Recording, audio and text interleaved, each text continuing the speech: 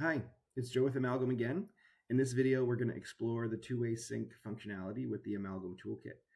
So you can see I've got my toolkit open here. I've got my download on the left side, which we talked about, two-way sync in this video. So I'll click that. And we're in Excel, but it works for Google Sheets all the same. And you can see when I clicked into the two-way sync, I've got my different systems I'm connected to here. Two-way sync generally is focused on GL systems, and within the GL you can change a lot of different things, kind of non-financial stuff like accounts, customers, vendors, things like that, and also financial items like invoices and journal entries. And so let's go with accounts. Let's get that. I'll do ABC widgets here. And you can kind of see it'll look familiar, the kind of structure where we've got the gray cells over to the left. And you can download and filter things if you want. Here it's pretty simple. I'm going to say to download and kind of populate this. And then you'll see also different than reports. We've got header columns here for where things are populating. And then also these three columns. So these are important.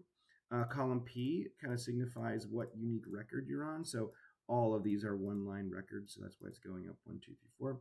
Status tells you that it already exists. It's synced. These are already within QuickBooks. And then action is what we would do if we wanted to edit, delete, upload, something like that. So, I can change all kinds of things. If I want to change the name of this account, I can call it the Amex, American Express card, something like that. And you can see it recognizes it edited. And then if I wanted to add, here's credit cards payable. So what are we here? This is 2405. We can say 2400 for that one. You can see that recognizes edited. So there's all kinds of stuff you can edit, change, delete, things like that.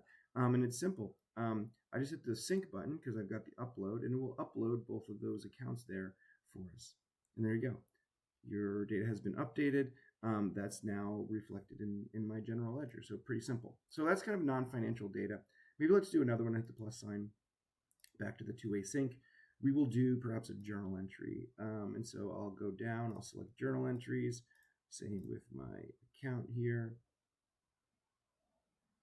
And then we'll populate it. So you'll see that again, same structure. We'll get gray on the left, and then we'll have kind of populated columns already, or at least the headers of those columns will already be populated for us. And I'm not going to start by downloading on this one. I'm going to start by just populating. And so my date, whatever, can be the today function. And so when we have multi-line elements, it's important the date really signifies the first row of that, and you only need to put the date once. Account. These are all the accounts in my QuickBooks. So I don't have an ability to sort of say like Joe's mistake here. It's not going to let me see that. So it does have some controls in place. And then so if I wanted to do it, let's do whatever contract labor, and we could say accrued expenses or something like that.